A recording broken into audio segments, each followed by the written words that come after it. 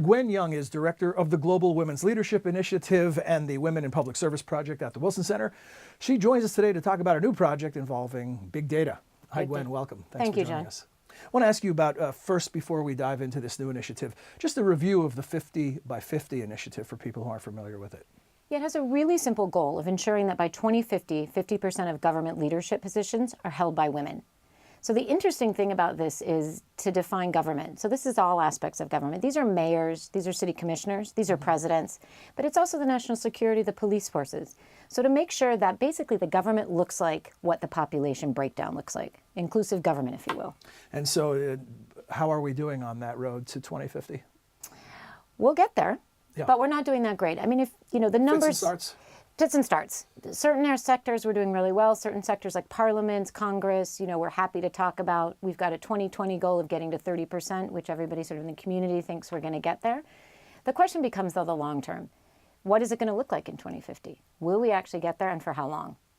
And when will we fall back? So you have this newly launched data initiative. Tell us about it. So what we're trying to do is put together the global data sets. We want to show basically where are women in government. So how many are there? Where do they sit?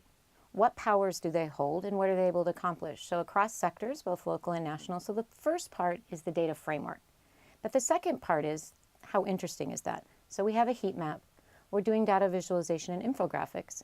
And now we're building a leadership participation index that will come out annually.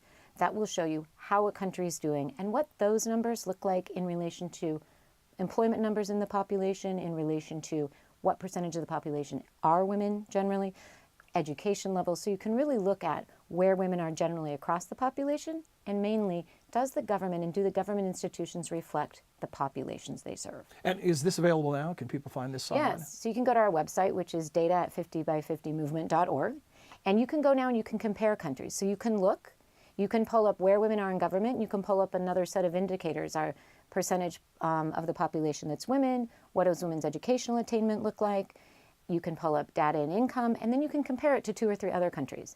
And then we've got a heat map if you just want to look at the world and figure out what region looks, the most equal.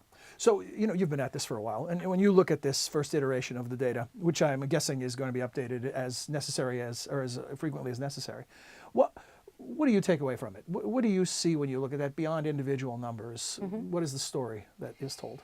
There's a couple stories. The first story is that there are huge data gaps. So some of this data just doesn't exist. Mm-hmm. The judiciary, for example, it just doesn't exist. People just don't ask that question. Government statistics offices globally. And this goes across OECD countries, across developing countries. So one is that there's gaps, right? And there's gaps in the national security sector for a variety of reasons. The culture of the sector is secretive. How much do you want to share? How much do you make transparent? So the first thing is that there's gaps. The second thing is, though, where we talk about it or where there is the most information tends to be at a parliament or legislature level. And that's the level where you see the most movement or the most efforts to try to move the needle, either from an advocacy standpoint or from a government trying to make initiatives, whether that's quotas or financing women to run for office. So in some ways, where the data is the most talked about sector in terms of we need more women. When you talk about certain types of correctives, whether it be quotas or whatever it might be, are there any things that you can point to that are happening around the globe that seem to be most effective? Quotas by themselves are not the most effective, but quotas with sanctions, and typically political party quotas that say to parties, look, don't give me a slate of candidates unless you include women. Mm-hmm. That's the most effective tool. Because then what you're doing is you're bringing women into the network. You're bringing them into the family, if you will, into the party to have the discussion and let the party choose who they think is most representative of their party. That's working very well. Also sort of national legislation, either around gender equality or around a certain a goal. We would like our Congress or we would like our parliament to be at 50% or at 40%. And mandating that works. That only works if there's sanctions, right? If it's tied to funding or if something happens if that doesn't happen. People need to be motivated. People need to be motivated. Emmanuel Macron today in France, I don't know if you saw this, just before we began recording I saw this because I'll be doing an interview on France right after this with you. And he just put forward a slate of parliamentary candidates, over 400, half of which have never run for office before and half of which are women.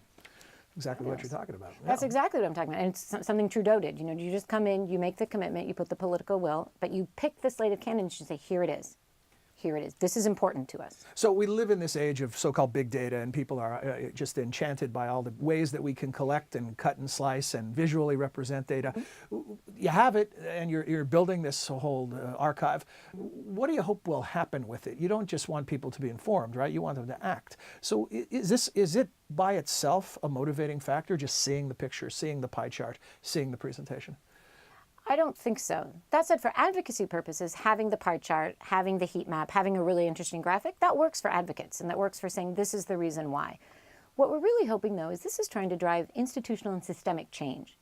So having governments actually make that data available, make it open source, allow us to put it in our index, allow us to show the world what it's a big step for a government. And so the whole notion is we're trying to drive institutional change. We're trying to drive behavioral change in the end. So you start with the data, and you start with saying you've got to collect it. Then you make it accessible so people can use it for advocacy purposes. But then a government can look and go, there are numbers, there's an evidence base, there's something I can look at to say 5 years ago we were here, 5 years later we're here. And we didn't move anything. And then they can look at, did they try? What policies did they put in place? What behaviors? And take that next step down to say, why aren't we going where we are? Before we end this discussion, one thing I want to make sure that our viewers know is that you did an event where you moderated a discussion of this when it was launched, and that event webcast is available for viewing at wilsoncenter.org. So I just want to make sure I remember to tell people that before we sign off. The other thing I wanted to ask you before we do is just give us the sort of stepping back to that big picture again. Tell us where the most activity is happening globally that puts you on the course to 50 by 50, and then the other side of that coin, where are the laggards? Where are there situations that need more attention? I think two places that it's happening. One is geographically. So the Nordic countries are really starting to reach out. I was just in Norway. They have a new program called LIKE, which is offering their technical assistance to countries that want to know how to get to gender equality. And countries can come to the Norwegian government and say, we'd like to learn from you. So geographically, the Scandinavian countries are reaching out and saying, here's how we got to where we are, because they come across top of the indexes for gender equality. Is there, before you move on, is there an X factor you can identify among those countries? Is it something, is it cultural? Is it geographical? What is there an X factor you can identify that has made them trendsetters in this regard? You know, it's three things. It's what they did in terms of political party quotas. It's something they call their values. So it's who they are. There's a trust in government they have, whether that's because they're a welfare state or not, there's a trust in government. And when you talk to them, there's just a belief in gender equality in the sense that it's family leave, not maternity leave, and it's given to men and women. But if the men don't take it, you lose those weeks. So there's also this incentive to move. The second place that you said that I think the most action is happening in elected either local or parliamentary races. You know, in the US, where we're sitting, post the election last November, there have been 11,000 women that have signed up to run for office for something like 765 seats. So normally when numbers are coming in the 600s, the 700s, we're at 11,000 since last November. And we're not alone sort of across the globe in that notion of run for community office, you know, run for mayor, run for the Congress. So this political and elected office piece is really taking off. And I think that's where we'll get the most momentum, because you will be creating leaders, you're getting people in the pipeline of policy and political leadership, and you can really start to make that move. And this is partially math, right? The more candidates you have, the more chance you have of one emerging. There's a numbers thing. They say once you get to 30%, it starts to tip immediately in terms of assuring you stay there and assuring you stay with more women. Well, Gwen, thanks. This is exciting stuff, and I look forward to future updates as we head toward 2050, if we're around to see that. Thank you. We will be around, I'm sure. Thank you, John. Thank you, Gwen.